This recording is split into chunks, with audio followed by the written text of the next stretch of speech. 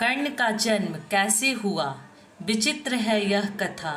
धृतराष्ट्र, पांडु और विदुर के लालन पालन का भार भीष्म के ऊपर था। तीनों पुत्र बड़े होने पर विद्या अध्ययन के लिए भेजे गए। धृतराष्ट्र बल विद्या में, पांडु धनुर्विद्या में तथा विदुर धर्म और नीति में निपुण हुए। युवा होने पर धृतराष्ट्र अंधे होने के कारण राज्य के उत्तराधिकारी न बन सके। विदुर दासी पुत्र थे, इसलिए पांडु को ही हस्तिनापुर राजा घोषित किया गया। भीष्म ने धृतराष्ट्र का विवाह गांधार की राजकुमारी गांधारी से कर दिया। गांधारी को जब ज्ञात हुआ कि उसका पति अंधा है तो उसने स्वयं अपनी आंखों पर पट्टी बांध ली। उन्हीं दिनों यदुवंशी राजा सूरसेन की पोषित कन्या कुंती जब सयानी हुई तो पिता ने उसे घर आए महात्माओं के सेवा में लगा दिया। पिता के अतिथि गृह में जितने भी साधु महात्मा, ऋषि मुनि आदि आते, कुंती उनकी सेवा मन लगाकर किया करती थी। एक बार दुर्वासा ऋषि आए। कुंती ने उनकी भी मन लगाकर सेवा की। कुंती की सेवा से प्रसन्न होकर दुर्वासा ऋषि ने कहा, पुत्री, तुम्हारी सेवा से अत्यंत प्रसन्न हूँ, अतः तुझे एक ऐसा मंत्र देता हूँ जिसके प्रयोग से तू जिस देवता का स्मरण करेगी वह तत्काल तेरे समक्ष प्रकट होकर तेरी मनोकामना पूर्ण करेंगे।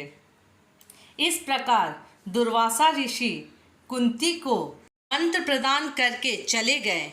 एक दिन कुंती ने उस मंत्र की सत्यता की जांच करने के लिए एकांत स्थान पर बैठकर उस मंत्र का जाप कर सूर्य देव का स्मरण किया। उसी क्षण सूर्य देव वहां प्रकट होकर बोले, देवी, मुझे बताओ कि तुम मुझसे किस वस्तु की अभिलाषा करती हो। मैं तुम्हारी अभिलाषा अवश्य पूर्ण करूँगा। इस पर कुंती ने कहा, हे देव, मुझे आपसे किसी भी प्रकार की अभिलाषा नहीं है। मैंने तो केवल मंत्र की सत्यता परखने के लिए ही उसका जाप किया है। कुंती के इन वचनों को सुनकर सूर्यदेव बोले, हे कुंती, मेरा आना व्यर्थ नहीं जा सकता।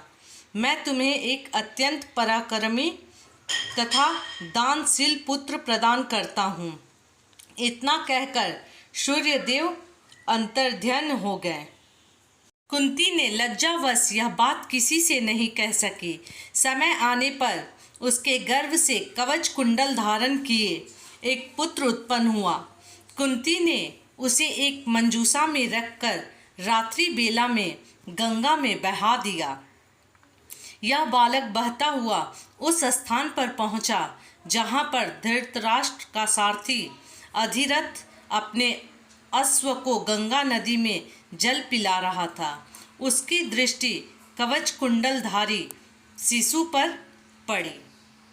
निसंतान था, इसलिए उसने बालक को अपने छाती से लगा लिया और घर ले जाकर उसे अपने पुत्र के जैसे पालने लगा। उस बालक के कान अति सुंदर थे, इसलिए उसका नाम कर्ण रखा गया।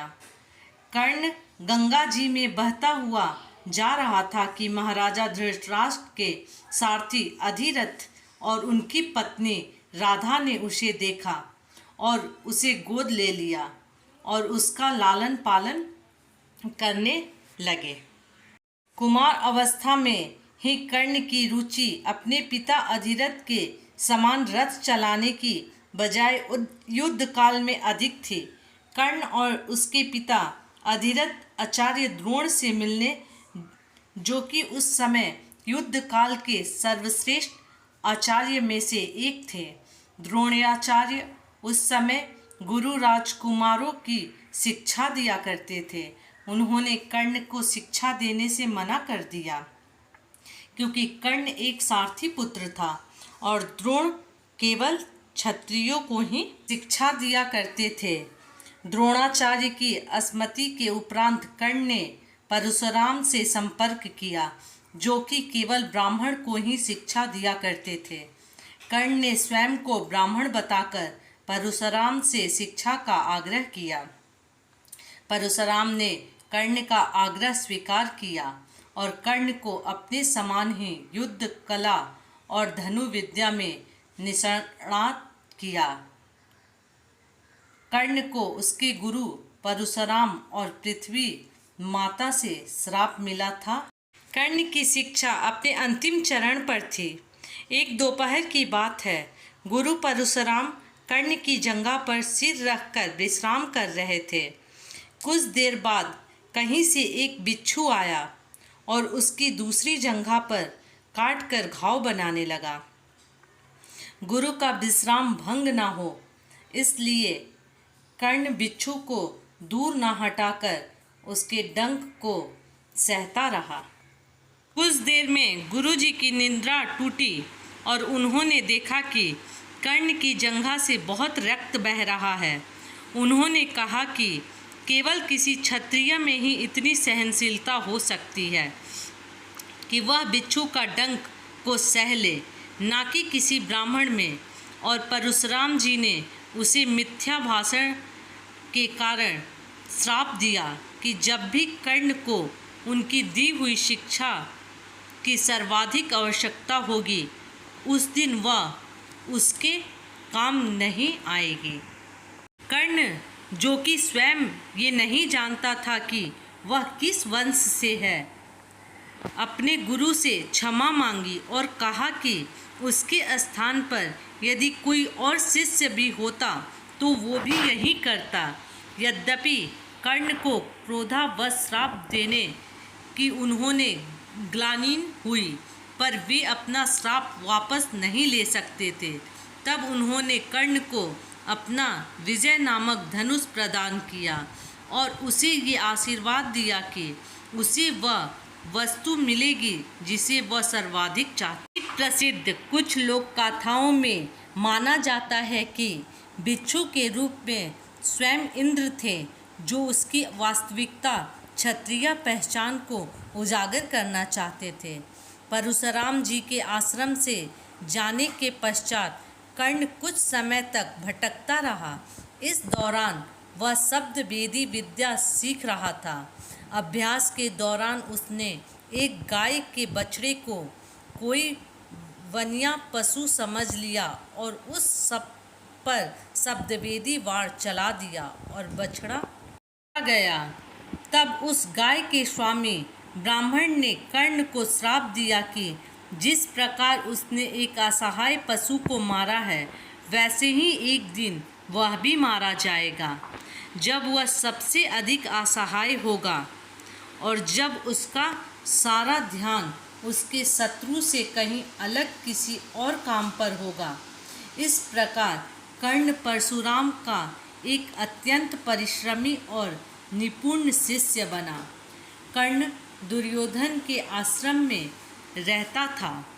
गुरु द्रोणाचार्य ने अपने शिष्य की शिक्षा पूरी होने पर हस्तिनापुर में एक रंगभूमि का आयोजन करवाया। रंगभूमि में अर्जुन विशेष धनु विद्या युक्त शिष्य प्रमाणित हुआ। तभी कर्ण रणभूमि में आया और अर्जुन द्वारा किए गए कर्तव्यों को पार करके उसे द्वंद्व युद्ध के लिए ललकारा।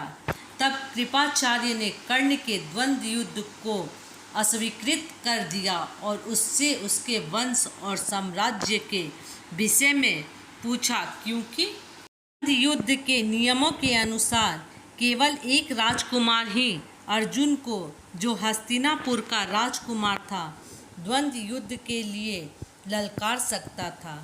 तब कौरवों में से सबसे ज्येष्ठ दुर्योधन ने कर्ण को अंगराज घोषित किया, जिससे वह अर्जुन से द्वंद्व युद्ध के योग्य हो जाए। जब कर्ण ने दुर्योधन से पूछा कि वह उससे इसके बदले में क्या चाहता है, तब दुर्योधन ने कहा कि वह केवल ये चाहता है कि कर्ण उसका मित्र बन जाए। दोस्तों, कल मैं आपको कर्ण और दुर्योधन की मित्रता की कहानी बताऊंगी। यदि मेरी कहानी अच्छी लगे तो लाइक, सब्सक्राइब, शेयर और कमेंट ज़रूर करें।